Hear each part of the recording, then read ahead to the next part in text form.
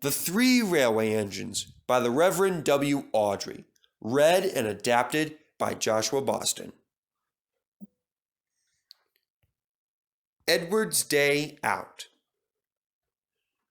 Once upon a time, there was a little engine called Edward. He lived in a shed with 5 other engines. They were all bigger than Edward and boasted about it. "The driver won't choose you again," said one to Edward one day. "He wants big, strong engines like us." Now, Edward had not been out of the shed for some time, and he began to feel sad.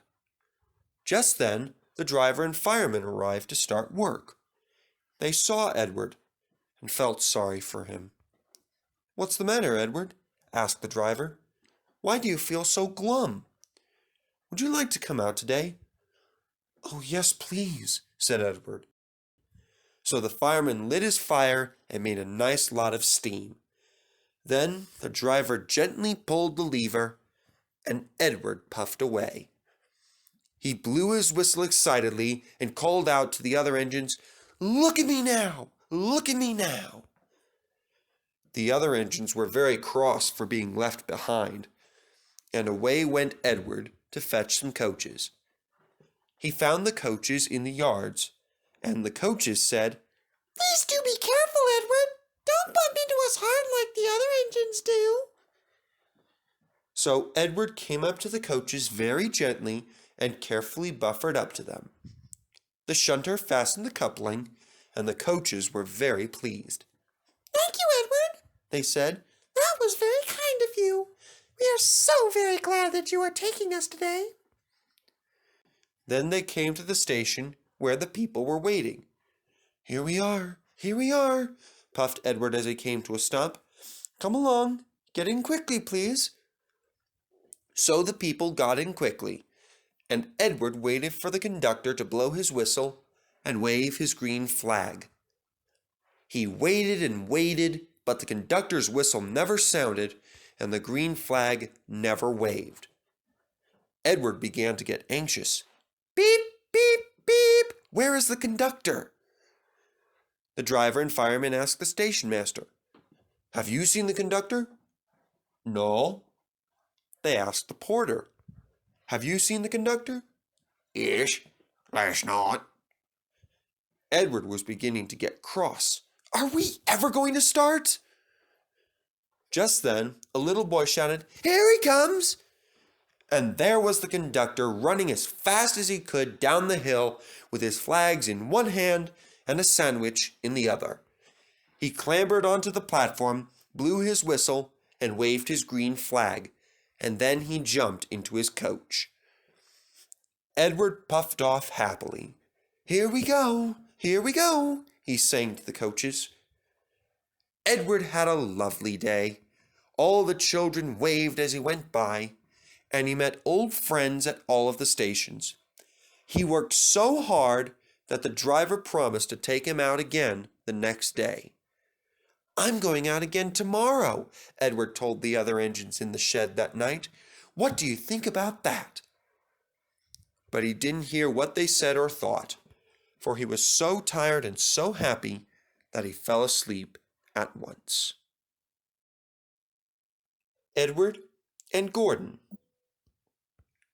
One of the engines in Edward's shed was named Gordon. He was very big and very proud. "You watch me this afternoon, little Edward," he boasted, "when I rush through with the express. That will be a splendid sight for you." Just then, Gordon's driver pulled the lever. "Goodbye, little Edward. Watch out for me this afternoon." Edward then puffed off too to do some shunting. He liked shunting. It was fun playing with the freight cars in the yard. He would come up quietly and give them a quick pull. Then he would stop quickly, and the silly cars would run into each other. Edward pushed the cars until they were running nicely, and when they weren't expecting it, he would stop. One of the cars would be sure to end up on the other line. "Ow!" screamed the cars. "Whatever is happening?" Edward played until there were no more freight cars, and then he stopped to rest. Presently, he heard a whistle. Gordon then steamed by Edward, going very slowly and crossly. Instead of nice and sleek coaches, he was pulling a long train of coal cars. "A freight train! A freight train! A freight train!" he grumbled. "The shame of it! The shame of it! Oh, the shame of it!" He went slowly through the station with the cars clattering and banging behind him. Edward laughed and went on to find some more freight cars. A little later, a porter came by and spoke to Edward's driver. "Gordon can't seem to get up the hill. Will you take Edward and push him, please?" They found Gordon halfway up the hill, and he was very cross. His driver and fireman were talking to him severely. "You're not even trying, Gordon. You're not trying at all." "I can't pull the train," grumbled Gordon. "The noisy cars hold an engine back so. Now, if they were coaches, clean, sensible things, then they would come quietly, and that would be different." Edward's driver then came up. "We've come to help push," he said. "It's no use," persisted Gordon, but it was no good. They brought the train back to the bottom of the hill. Edward came up behind the brake van. "Beep, beep, I'm ready," he whistled. "It's no good," complained Gordon. The conductor blew his whistle, and they pushed and pulled as hard as they could. Gordon pulled and grumbled. "I can't do it. I can't do it." "I will do it. I will do it," puffed Edward from behind. "I can't do it. I will do it. I can't. I will. Can't. Will." Edward pushed and puffed and puffed and pushed as hard as he could. And almost before he realized it, Gordon found himself at the top of the hill. "I've done it! I've done it! I've done it!" he said proudly. He forgot all about kind Edward pushing from behind and didn't wait to say thank you, but instead ran off so fast that he passed 2 stations before his driver could make him stop. Edward was out of breath and left far behind, but he was happy because he had been so helpful. At the next station, he found that the driver and fireman were very pleased with him. The fireman gave him a very long drink, and then the driver said, "I'll get out my paint tomorrow and give you a beautiful brand new coat of blue with red stripes. Then you'll be the smartest engine in the shed." The Sad Story of Henry. Once an engine attached to a train was afraid of a few drops of rain. It went into a tunnel, squeaked through its funnel, and never came out again. The engine's name was Henry. His driver and fireman argued with him, but he wouldn't move. "I shan't come out," he said. "The rain will spoil my nice green paint and red stripes. I'm staying right here. So there." The conductor blew his whistle till he had no more breath, and waved his green flag till his arms ached. But Henry stayed in the tunnel and blew steam at him. "I'm not going to spoil my lovely green paint and red stripes for you." The passengers came out and argued with Henry too, but Henry wouldn't move. A rather stout and smartly dressed gentleman then arrived in another train and ordered the conductor from Henry's to grab a rope. This man, named Sir Topham Hatt, was director of the railway, and people used to call him the Fat Controller. "We will pull you out, Henry," he said. But Henry only blew steam at him and made him very wet. The passengers hooked the rope on, and everyone pulled. Everyone, that is, except Sir Topham Hatt. "My doctor has forbidden me to pull," he said. They pulled and pulled, but it was no good. Henry wouldn't move. They tried pushing from the other side. Sir Topham Hatt said, 1, 2, 3, push! But he didn't help push. My doctor has forbidden me to push as well. They pushed and pushed, but still Henry stayed in the tunnel. At last, the engine from the other train, whose name was James, offered to help push. The drivers, firemen, and conductors all argued with Henry. Come on, Henry, they said. It stopped raining. Stop being so silly. Yes, said Henry, but it's going to start again. And what will become of my beautiful green paint and red stripes then? They brought James up behind the train, and he pushed and puffed and puffed and pushed, but Henry still would not budge. So they gave it up. I'm sorry, sir, James apologized to Sir Topham Hatt. It's not your fault, James, but thank you for trying. Sir Topham Hatt then spoke severely to Henry. You are being very silly, Henry. If you will not come out of the tunnel, then we shall take away your rails and leave you in there for always and always and always, until you are ready to be a really useful engine. Henry was satisfied and just blew steam at him. But a few hours later, much to his horror, Sir Topham Hatt was as good as his word. Workmen arrived and built a new tunnel through the hill. They took away the old rails, and then they built a large brick wall in front of Henry.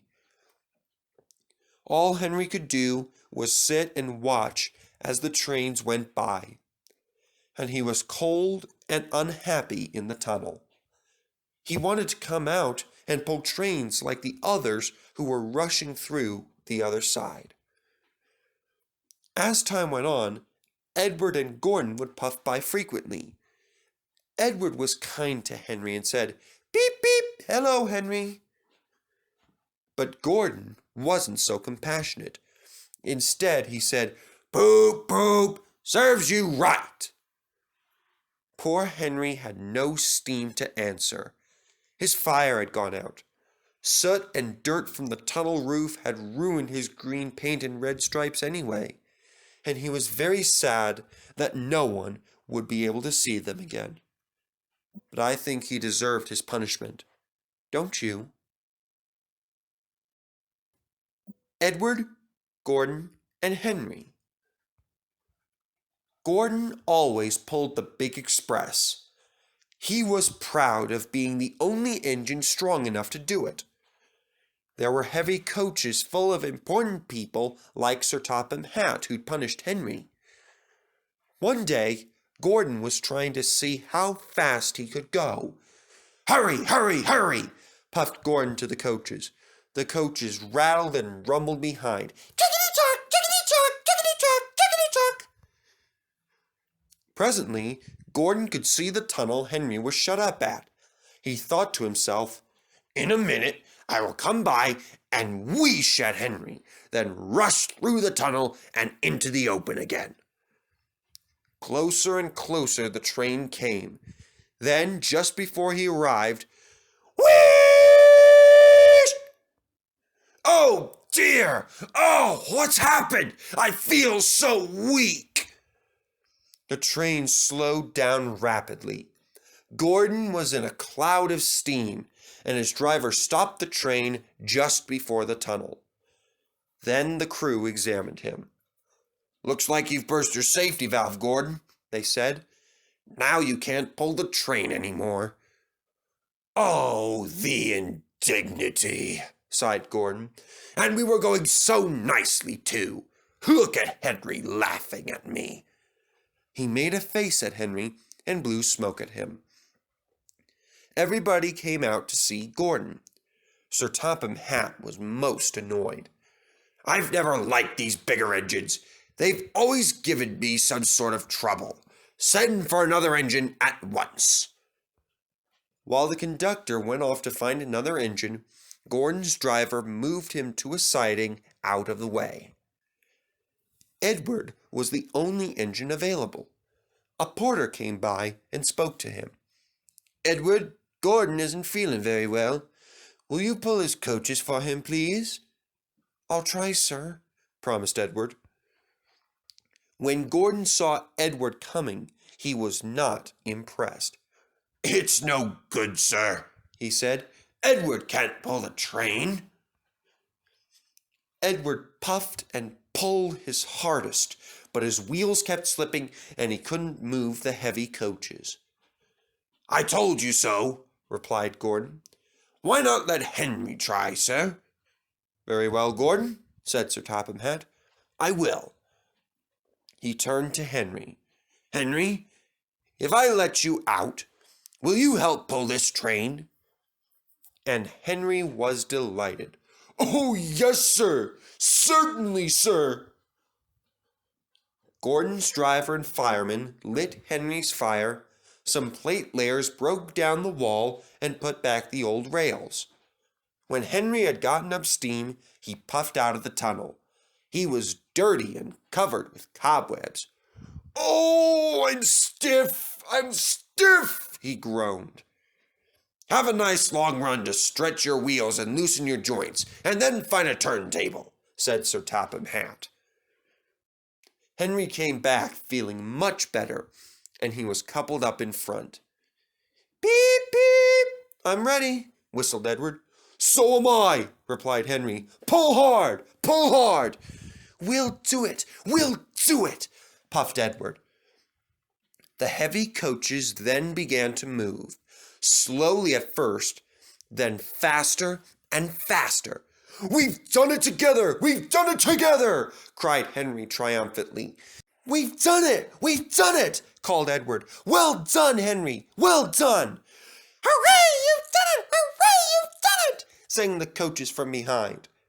All the passengers were cheering and were so excited for Edward and Henry that Sir Topham Hatt leaned out of the window to wave at them. But the train was moving so fast that his hat flew off into a field. A goat saw his chance, picked it up, and ate it up for lunch. They never stopped till they reached the big station at the end of the line. The passengers all got out and said thank you, and Sir Topham Hatt promised Henry a new coat of paint. On the way home, Edward and Henry helped Gordon back to the shed. All three engines are now great friends. Henry doesn't mind the rain now. He now knows that the best way to keep his green paint nice is to not run into tunnels, but rather ask his driver to run him down when the day's work is over.